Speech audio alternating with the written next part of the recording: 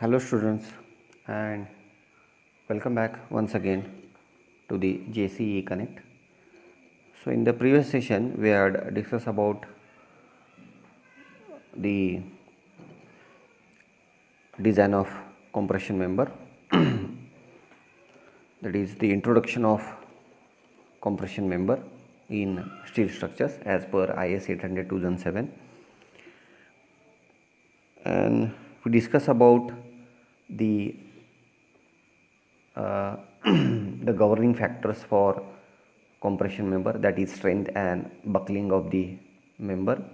Then even we discuss about this, the effective length factor of the compression member based on the end condition, and we discuss about the different IS 800 clauses and tables need to consider for design or analysis of compression member. You need to design or you need to analyze the design strength of compression member. So we need to refer the clauses or the table criteria from IS 800 2007. So according to that, according to previous session, we'll have a solution of problems over compression member. So in this session we are going to discuss about to calculate the design strength of or the load carrying capacity of a compression member, given compression member. So I'll just read out the statement of the problem. Okay, so determine load carrying capacity of steel column ISHB 300 at 58.8 kg per meter, whose length is 3.2 meter and both ends are hinged. So here the important is we have to find out the load carrying capacity of column ISHB 300. We have to find out the load carrying capacity of column I section 300, whose self weight is 58.8 kg per meter, and the length of the member is 3.2 meter, and this is, they have given the end conditions, the both the ends of the column are hinged, the both ends of the column are hinged. Okay, so this use to help to find the section from steel table. Okay, ISHB 300 at 58.8 kg per meter. So I will explain how to refer the properties from code book. Okay, so we'll just note down the given data first.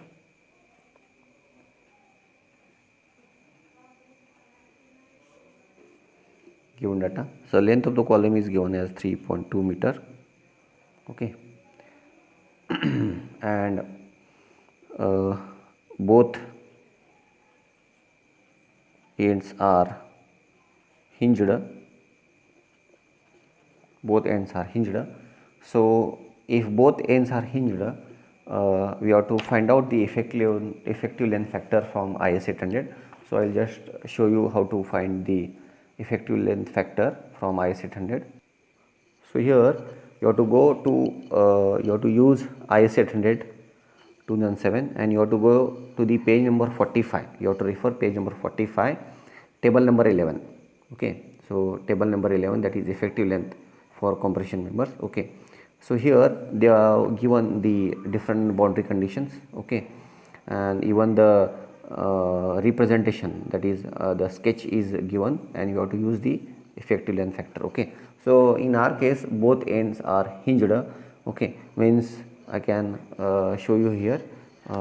So this case, first case देखो क्या, one end is fixed and other end is free, so these two, and the second case is both ends are hinged, you can see here, and third case is one end is fixed and one end is roller support, and again the next condition is one end is fixed and other end is pinned or hinged, and the last condition is when the both ends are fixed. And these are the different cases I have discussed in first session also.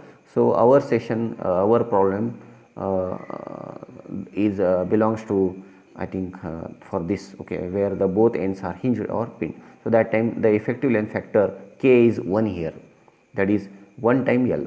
So the effective length we have to find out here. You can see here they have given effective length, it is given here, it is effective length. Okay, so the effective length will be effective length factor into L. So L is the total length into the effective length factor.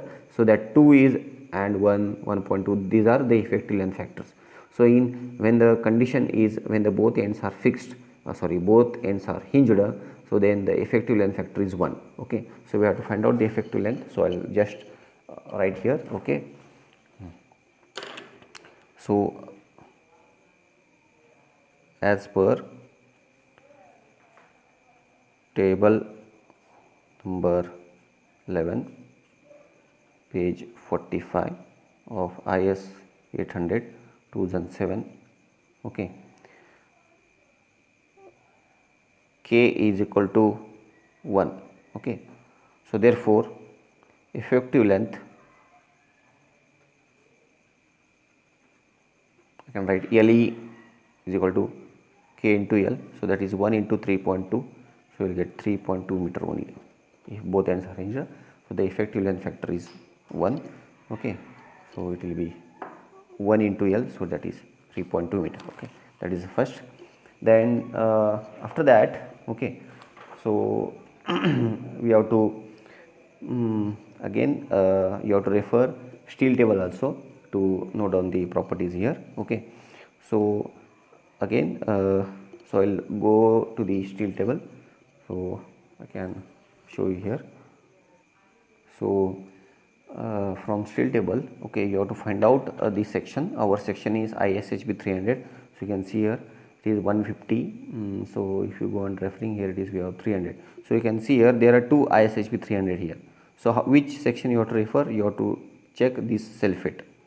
You have to check the sulfate. अभी इस case में देखो there are two ISHB 300 here. Okay, so here one is 58.8 kg per meter, one is 63.0. okay, so our section is for a sulfate of 58.8 kg per meter, so we have to refer properties for this ISHB 300. okay, so for that we have to note down the area, all the properties. That area you have to note down H, then breadth of the flange, then one more important, that is thickness of flange. So whatever the required data, then after that if you turn the page, you have to note down the radius of gyration. You can see here radius of root 1 and root 2, R1 and R2, both you have to note down. Okay, sorry, not this is here, radius of gyration, here it is given, that is RXX RY, radius of gyration RXX RY. These are the properties you have to note down, okay, from the steel table. Okay, understood? So I'll just note down the properties from steel table. So I'll write here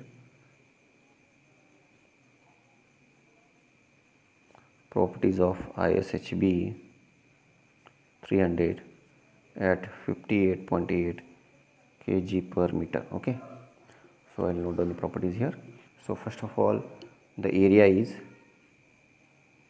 7485 mm square. Okay, then the H is 300 mm, so that is depth of the section is 300 mm.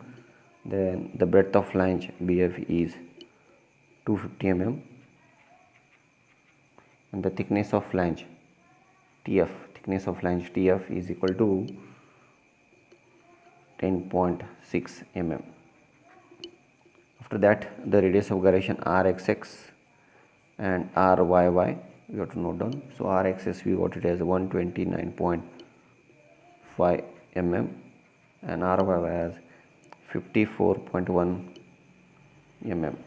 Okay, these are the properties you have to note down. So so after this you have to find out the buckling class of the section. As I told you in the first session, there are different classes of buckling. You have to refer from you have to find out the buckling class of particular section from IS 800. So for that, now for buckling class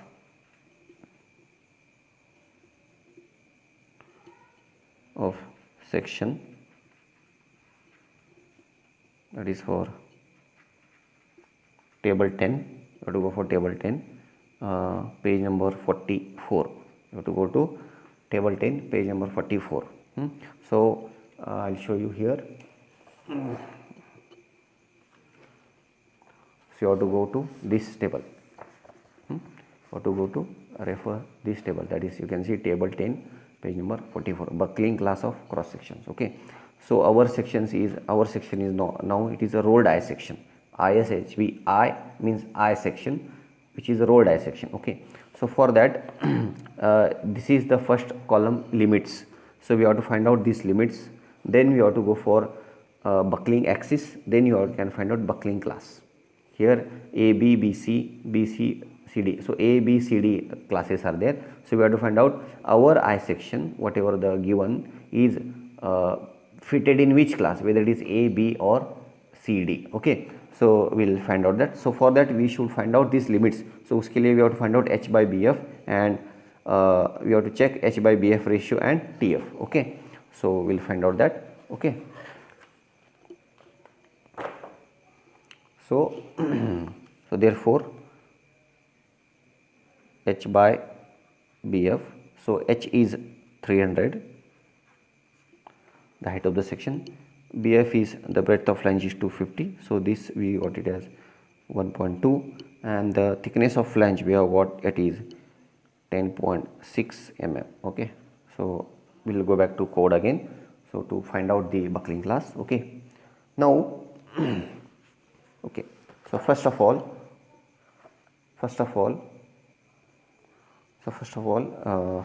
you can see here this ratio is H by BF more than 1.2 and H by BF less than or equal to 1.2, that we have to find out. So it will be separated. अगर आपका H by BF is more than 1.2 here, so we have to refer this row, and if your H by BF is less than or equal to 1.2, you have to refer this row. Okay, so यहाँ पे देखो our H by BF is exactly 1.2, which is nothing but less than or equal to 1.2. So we have to follow this row now. We forgot about this row. We have to follow this row. Okay, H by BF. उसके बाद the TF is less than or equal to 100 mm or TF is more than or equal to 100 mm. Again here it is separated. Here you can see here it is separated based on what? First of all, it is TF is less than or equal to 100 or TF is more than 100. So our TF is less than 100. So you have to refer these two then. Again you have to forget about these two. So our buckling class should be within B and C, whether it is B or C, because this D, this is not fitted because our TF is less than or equal to 100 mm. Okay, understood? So how to get whether it is B or C? How to get whether it is B or C? तो उसके लिए आपको क्या करना है? So we have to check which R is minimum, whether R XX is minimum or whether R YY is minimum. So which R is having minimum value, that is it will be, you have to find whether it is B or C. So we'll check whether our RXX is minimum or RYY is minimum. Okay, अभी इस case में देखो, so RXX is nothing but RZZ, RXX or RZZ both are same. Okay, so next RYY, so our minimum is what? RYY. So our minimum is RYY. तो इसके लिए we have to refer YY axis. Okay, so with respect to YY axis, from these two our minimum is YY axis. Okay, so with respect to this we have to go, so this will be our buckling class is C. अगर आपका RXX minimum होगा तो आपका होगा buckling class B. In our case our minimum is RYY, so हमारा buckling class हुआ C. So I can write here, I can write here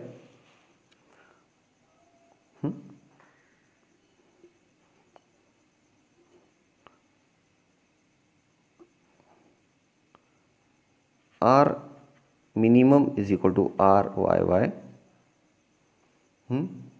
Therefore the column will buckle about YY axis, column will buckle about YY axis. Therefore we get buckling class is equal to C. Therefore we get the buckling class is equal to C. Again I'll just make a box here. We get buckling class is equal to C. Okay, understood?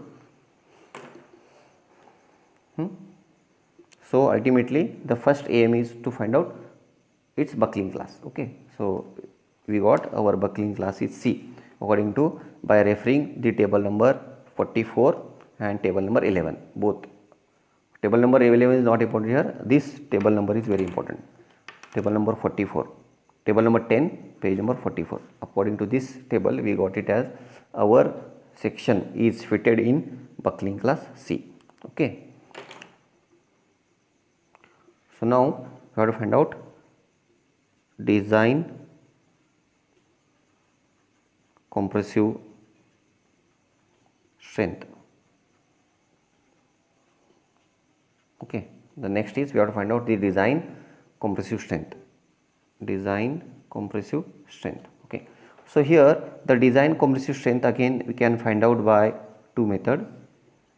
Okay, we can find out by two methods. So by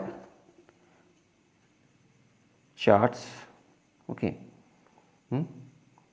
and by equation. There are two methods we can use, by charts and by equation. Okay, we can use any method. Okay, so in today's session I will explain first method by using charts, how we can find out by using charts, and in the next section I will explain by using equation. So in the exam you can find by any method, whichever is suitable. So my suggestion is you find by charts. If it is mentioned by equation, you find by equation. Okay, so I will explain how to calculate by charts. Okay, so by charts, so it is nothing but it is called as compressive stress table. Charts are nothing but by using compressive stress table. Okay, by using this you can find out the design compressive stress. Okay, so again you have to go back to the code. Okay, so you can read the heading here, that is 9A, table number 9A, design compressive stress FCD for column buckling class A. Okay, so there are 4 classes A, B, C, D. So that's why we have to find out our section belongs to which buckling class. To refer this table we have to find out first with our section is belongs to which buckling class. तो उसके हिसाब से है A, then again we have buckling class B. See here you can see buckling class B. Okay, and again so on we can see for C and D, we can check for. Okay, so here that is next for buckling class C. So again we next table is buckling class D. So here it is very important how to refer the table. Okay, so हमारा है buckling class C से, so you have to refer 9C. If it is B, we have to go for 9B. So we have to refer table number 9C. So if you open table, यहाँ पे up this way you can see here it is KL by R minimum, KL by R. So here it is KL by R. So this is slenderness ratio KL by R. Then these columns are for FY, for FY. Okay, so our FY is 250. In the class I told you the FY for steel is 250. So we have to refer for 250. We have to find these are the FCD values with respect to KL by R. With respect to KL by R. So we have to find out KL by R. Then we have to check this way. Okay, we have to find out KL by R. Suppose the KL by R is 80 and you have to go this way. And for 250 our FCD value is 136. So we have to find out the values of FCDs from referring table number 9, whether it is A, B, C, D depends upon the buckling class. Okay, understood? So we will find out by this only. Okay, so for that we should have the ratio of KL by R. So this is R minimum. Okay, KL by R minimum. So it is K is 1, L is 3200 and R minimum is 54.1. So you will get this as 59.14. This as 59.14. The lambda is equal to KL by R minimum, that is KL by R minimum. So we will get lambda is equal to 59.14. Okay, so referring to table 9C. Okay, referring to table number 9C, page 42 of IS 800 2007 for Fy is equal to 250 Newton per mm square. For Fy is equal to 250 Newton per mm square. Okay, so our KL by R is 59.14. So I think we have to interpolate here. I will just show you. You can see here. Okay, so table number 9C, for table number 9C आप यहाँ पे देख सकते हो. So we have to interpolate between 50 and 60 because our value is 59.14. So 50 के लिए our value is 183 and 60 के लिए our value is 183 and 168. So we have to interpolate between 183 and 168. So I'll just show you for the I'll calculate the value after interpolation. Okay, so here I'll note down the values from the table. Okay, so for KL by R it is 50 and 60. So for 50 we have the value is 183 and for 60 is 168, and we have to find out the value for our R minimum, that is KL by R is lambda is 59.14, and we have to find out what is the value for this. So after interpolation we will get this value as, we have to interpolate between these two for 59.14. So we will get this value as 169.27 Newton per mm square. So this value we will get. Okay, so we will get, therefore, so I will write, therefore we get FCD is equal to, that is design compressive stress, 169.27 Newton per mm square. Okay, so therefore design compressive force P is equal to stress into area, because we got the stress, the design compressive stress into area, if you multiply we will get that is FCD into area. Okay, so FCD is nothing but stress, that is 169.27, and the area is we have got, it is 7485 mm square. So we got this as 1267.20. okay, 1267.20 into 10 to 3 Newton, or 1267.20 kilonewton. So this is answer. To calculate the design compressive load or design compressive force of I section, how much it can take or how much it can carry, that we have calculated by using charts. Okay, so in the next session, so we can consider this as a part 1. In part 2 I will explain how to calculate by using equations. Okay, so both you should know how to calculate by using charts, the table, and by using equation. Okay, so in the next session we will discuss about how to calculate the design compressive force, and we will compare what is the percentage difference if you calculate by using table, design compressive table, or design compressive stress table, or by using equation. Okay, so the important is here to refer the clauses. Okay,